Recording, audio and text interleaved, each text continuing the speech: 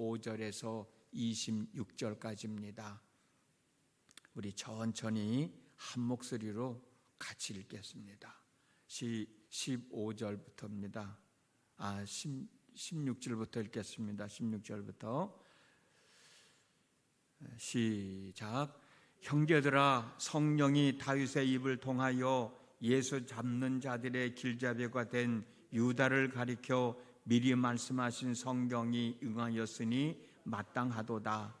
이 사람은 본래 우리 수 가운데 참여하여 이 직무의 한 부분을 맡았던 자라. 이 사람이 불의의 싹으로 밭을 사고 후에 몸이 곤두박질하여 배가 터져 창자가 다 흘러나온지라. 이 일이 예루살렘에 사는 모든 사람에게 알려져서 그들의 말로는 그 밭을 아겔다마라 하니 이는 피밭이라는 뜻이라. 시편에 기록하였으되 그의 거처를 황폐하게 하시며 거기 거하는 자가 없게 하소서 하였고, 또 일렀으되 그의 직분을 타인이 취하게 하소서 하였도다. 이러므로 요한의세로부터 우리 가운데서 올려져 가신 날까지 주 예수께서 우리 가운데 출입하실 때에 항상 우리와 함께 다니던 사람 중에 하나를 세워 우리와 더불어 예수께서 부활하심을 증언할 사람이 되게 하여야 하리라 하거늘, 그들이 두 사람을 내세우니 하나는 바사바라고도 하고 별명은 유스도라고 하는 요셉이요 하나는 matti아라. 그들이 기도하여 이르되 뭇사람의 마음을 아시는 주여, 이 두 사람 중에 누가 주님께 택하신 바되요 봉사와 및 사도의 직분을 대신할 자인지를 보이시옵소서. 유다는 이 직무를 버리고 제 곳으로 갔나이다 하고 제비 뽑아 matti아를 얻으니 그가 11 사도의 수에 들어가니라. 아멘. 오늘 또 비가 오는데도 불구하고 주의 전을 찾은 또 하나님 앞에 있는 여러분 모두에게 하나님의 크신 은혜가 함께 하셔서 오늘 하루의 삶도 귀하게 복되게 아름답게 살아가는 삶이 되어지기를 주님의 이름으로 축복합니다. 우리가 잘 알고 있는 대로 예수님이 부르신 제자는 12명이었습니다. 그런데 지금은 몇 명인가요? 11명입니다. 가룟 유다가 제자의 직분을 저버리고 예수님을 유대교 지도자들에게 팔아넘기고 그 죄책감으로 목숨을 끊어 죽었기 때문입니다. 그런데 여러분, 가룟 유다가 제자의 직분을 버리고 유대 종교 지도자들에게 돈을 받고 예수님을 팔아넘긴 결과는 참으로 끔찍했다는 거예요. 여러분들도 이미 잘 아시는 내용이지 않습니까? 또 우리가 본문을 읽었지 않습니까? 본문 18절 말씀을 보면 가룟 유다는 예수님을 팔고 받은 돈으로 밭을 샀는데 그 밭에서 배가 터져 창자가 다 흘러나왔다. 죽어도 정말 비참하게 죽었다고 하는 뜻입니다. 이 말씀을 통해서 우리가 다시 한 번 더 생각해 볼 수 있는 건 뭐냐? 하나님께서 나에게 맡겨주신 직분을 결코 소홀히 여기면 안 된다. 가볍게 여기면 안 된다. 어떻게 해서든지 최선을 다해서 잘 감당해야 된다는 거예요. 절대로 감정대로 생각하고 판단하지 말고 소중하게 여기시고 잘 감당하는 저와 여러분들이 되어졌으면 정말 좋겠습니다. 할 수 있는 상황에서 하는 것은 누구나 다 할 수 있어요. 그래서 빛이 별로 나타나지 않습니다. 왜? 누구나 다 할 수 있는 일이니까. 그러나 할 수 없는 상황에서 하는 것은 정말 누구나 할 수 없어요. 아무나 할 수 없습니다. 그래서 더 힘들고 어렵지만 그만큼 빛이 나고 가치가 있는 거예요. 저도 마찬가지지만 여러분들도 마찬가지입니다. 나는 집사라고, 나는 권사라고, 나는 장로라고, 나는 목사라고 우리 자랑만 하지 말고 목사님, 권사님, 장로님, 속장님, 회장님이라고 불림만 받지 말고 고린도전서 4장 2절 말씀대로 맡은 자들에게 구할 것은 충성이라고 했으니 맡겨진 직분을 충성스럽게 잘 감당하셔서 하나님 앞에 영광을 돌리시고 하나님이 주시는 은혜 안에서 주어진 삶을 더욱더 귀하게 추스려 나가는 믿음의 권속들이 되어졌으면 좋겠습니다. 지금도 나름대로 최선을 다하고 섬기고 있지만 혹시라도 내게 부족한 것이 있지 않나 한 번쯤 우리 자신을 되돌아보면서 그 부족한 것을 채워나갈 때 우리에게 맡겨진 직분을 더 잘 감당할 수 있습니다. 가룟 유다를 제외한 나머지 제자들은 제자로서의 역할을 다 했나요? 그러지 못했습니다. 예수님이 잡히시고 십자가에서 죽으실 때는 뿔뿔이 다 흩어지고 말았습니다. 지금 120명이나 되는 사람들 앞에 나서서 이야기하고 있는 베드로는 예수님을 3번씩이나 부인했던 사람이에요. 나는 절대로 주님 곁을 떠나지 않겠다고 했던 사람이 베드로예요. 그러므로 베드로가 나서서 사도를 충원해야 된다는 말을 한다는 것은 참 모순입니다. 그렇잖아요. 자기 자신도 제자의 직분을 제대로 감당 못한 사람이 일어나서 우리가 한 사람의 사도를 뽑아야 된다라고 얘기하는 것은 참 모순된 일이에요. 그럼에도 불구하고 베드로가 나서서 이 말을 해야 하는 것은 사도의 직분은 여전히 필요했고 복음은 사도들을 중심으로 해서 전파되어졌기 때문이라고 우리는 생각할 수 있어요. 우리는 이미 다 내용을 알고 있잖아요. 베드로가 그런 상황에서도 나서서 이야기할 수밖에 없었던 것은 사도의 직분이 있어야 됐고 지금 상황에서는 사도들을 중심으로 해서 복음이 전파되어져야 했기 때문에 어찌 보면 염치불고하고 베드로는 일어나서서 우리가 사도를 한 명 더 충원해야 된다고 이야기했는지도 모르겠어요.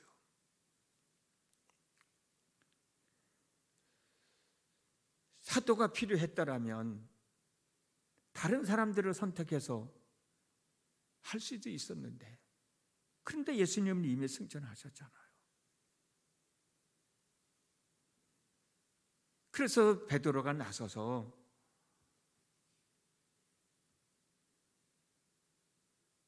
유다를 대신해서 한 사람을 더 충원해야 된다라고 얘기합니다. 따져보면 저와 여러분들도 완전한 사람이라서 지금 이 자리에 앉아 있나요? 그렇지 못하잖아요. 누구나 다 흠이 있을 수밖에 없어요.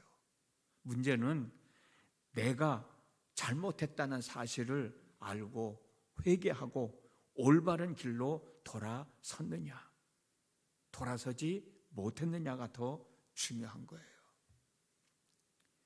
누구나 다 완벽하게 하나님께서 우리에게 맡겨주신 직분을 감당해내는 사람은 없을 거예요. 문제는 나 자신을 되돌아보면서 이건 부족했다, 이건 좀 이렇게 하면 안 되겠다 라는 사실을 깨닫고 우리의 삶을 되돌아보면서 그것을 극복해 나갈 때 그래도 직분 맡은 자로서의 역할을 제대로 잘 감당하며 살아갈 수 있는 것 아닐까. 베드로도 같은 심정이 아니었을까. 자신의 잘못을 알고 올바른 길로 돌아서면 2번 다시 잘못을 저지르지 않겠다는 각오로 더 열심히 일을 할 수 있게 되잖아요. 그런 마음을 갖고 하나님께서 우리에게 맡겨주신 직분을 감당하며 하나님의 사람으로서의 삶을 살아가자는 겁니다. 비록 베드로는 예수님을 떠나지 않을 것이라고 장담했고 부인하지 않을 것이라고 장담을 했지만 결국 예수님을 떠났고 예수님을 3번씩이나 부인했습니다. 그러나 부활하신 예수님을 만나고 함께 40일 동안 지내는 동안 자신의 잘못을 뉘우치고 제자로서의 새로운 인생을 살아가겠다고 다짐했기 때문에 지금 이 자리에 참여하고 있는 것 아닐까. 베드로는 가룟 유다가 버리고 간 빈자리를 채우려고 하는데 아무나 데려다가 채울 수 없다는 거예요. 그래서 조건을 제시했는데 그 조건은 예수님께서 처음 사역을 시작할 때부터 승천하는 순간까지 예수님과 항상 함께 했던 사람이에요. 전에도 담임 목사님 설교하실 때 사도와 제자를 구분했잖아요. 12명을 왜 어느 때는 제자라고 부르고 어느 때는 사도라고 부르느냐. 사도라고 부르는 이유가 바로 이 말씀 때문에 그래요. 예수님이 처음 사역을 시작할 때 부름을 받고 승천하신 순간까지 예수님 곁에 있었던 사람들, 그 사람들이 예수님이 부르신 12 제자예요. 그들을 우리는 사도라고 불러요. 그리고 그 후에 따르는 사람들을 우리는 제자라고 부르고요. 어쩌면 저도 여러분들도 예수님의 제자예요. 그러나 예수님이 복음을 시작할 때부터 승천하실 때는 없었잖아요. 그래서 사도의 반열에 들지 못하고 제자라고 불리는 거예요. 사도는 예수님이 사역을 시작할 때부터 승천하신 순간까지 예수님과 함께 동행하면서 예수님이 하신 말씀을 직접 듣고 예수님이 행하셨던 기적들을 직접 눈으로 보고 경험했던 사람들. 그래서 가룟 유다를 대신해서 사도를 뽑을 때 조건은 그거예요.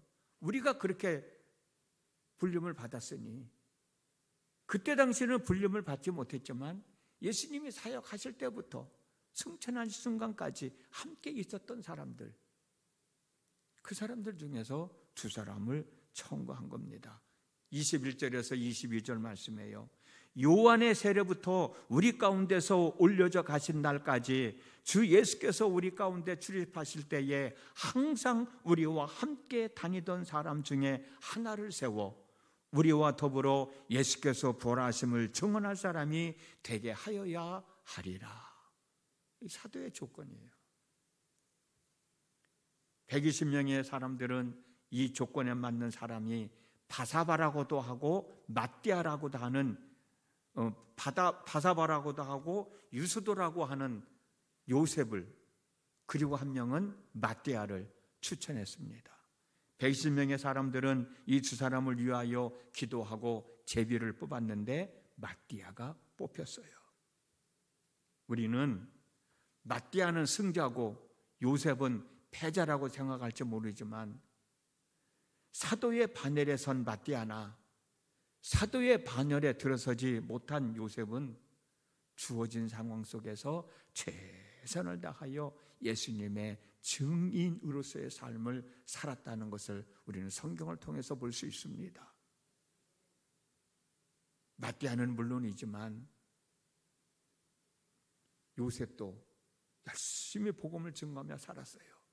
사도행전 15장 22절을 보면 바울과 바나바가 안디옥으로 가서 복음을 전하려 할 때 함께 동행한 사람이 바사바라고 하는 유다인데 이 유다가 바로 사도의 반열에 들지 못했던 요셉이라고 말하고 있어요. 그래서 요셉은 비록 사도의 반열에 들지는 못했지만 그래도 자기에게 주어져 있는 상황 속에서 최선을 다하여 복음을 증거했다는 거예요. 어느 사람들을 보면 권사가 되고 싶은데 권사가 안 됐다고 교회 안 나오는 사람도 있잖아. 장로가 되고 싶은데 장로 안 시켜줬다고 교회 안 나오는 사람도 있잖아. 그런 사람들은 정말 집사가, 권사가 안 된 게 잘한 일이고 장로가 안 된 게 잘한 일이에요. 그 사람에게는. 요셉 같은 경우에는 사도의 바늘에 들지 못했지만 그래도 끝까지 복음 전하는 일에 최선을 다했다는 거예요. 예수님의 증인은 사도들만 하는 게 아닙니다.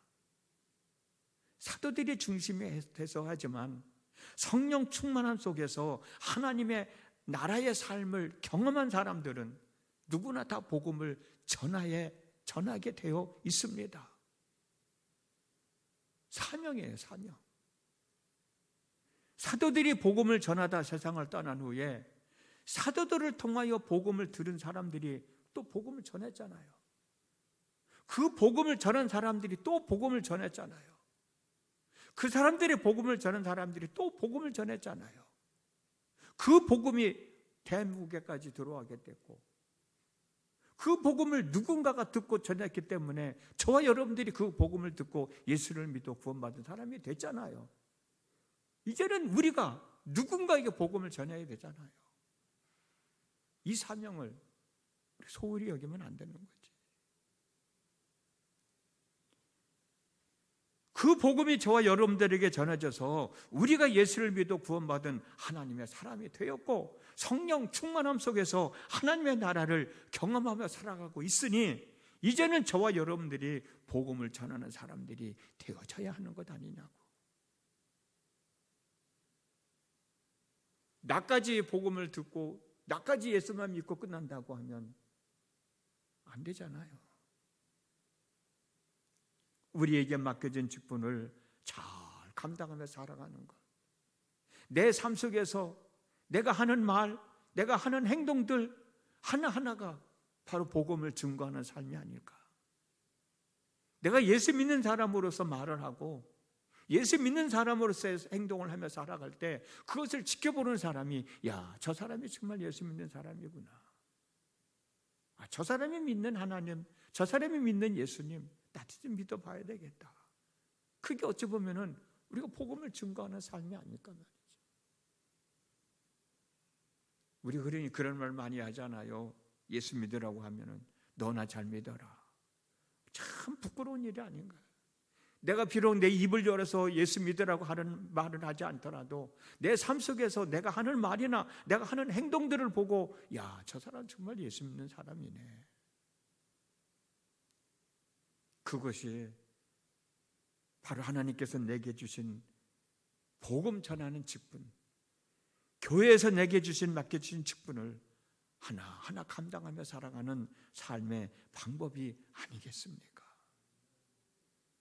나도 사도들에 의하여 전해진 복음을 들은 사람이 복음을 전하였고 그 사람들이 전하여진 복음을 듣고 전하였기 때문에 그 복음을 내가 듣고 내가 믿고 구원받은 하나님의 사람이 되었다면 내가 하나님 나라를 경험하며 살아가고 있다고 하면 이제는 내 삶 속에서 복음을 전하는 사명도 감당해야 되지 않겠는가.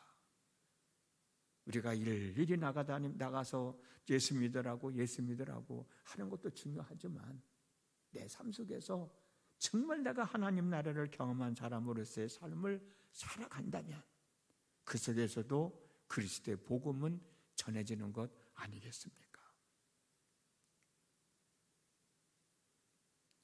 사도의 반열에 들어서려다가 들어서지 못한 요셉의 끝까지 복음을 전하는 사람이 되었듯 저와 여러분도 우리 삶 속에서 끝까지 복음이 전해지는 그런 삶을 살았으면 얼마나 좋겠어요.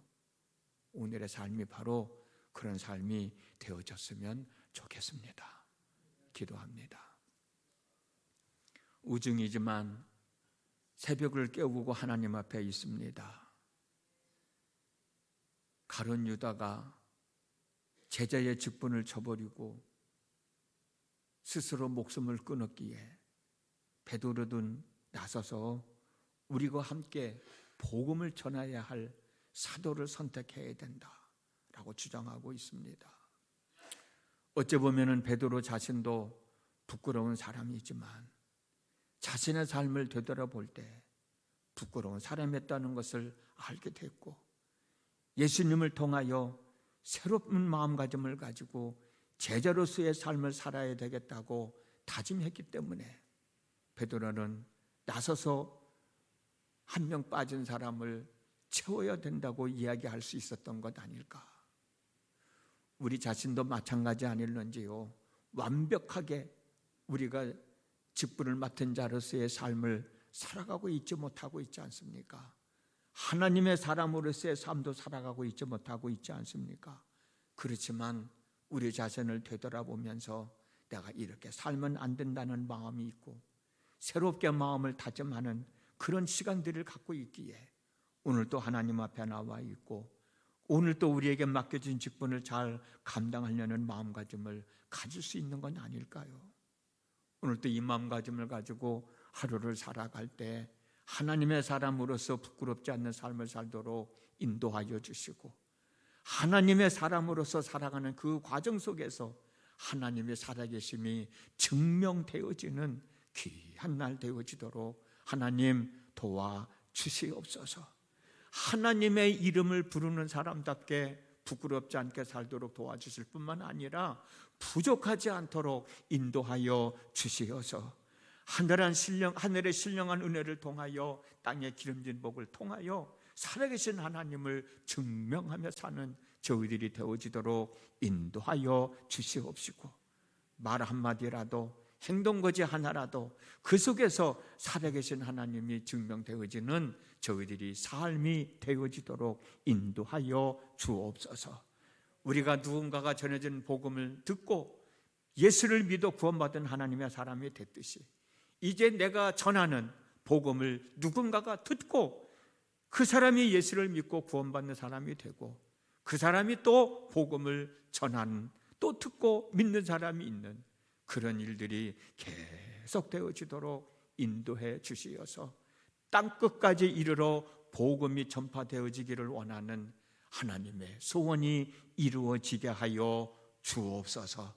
예수님의 이름으로 기도드렸습니다. 아멘.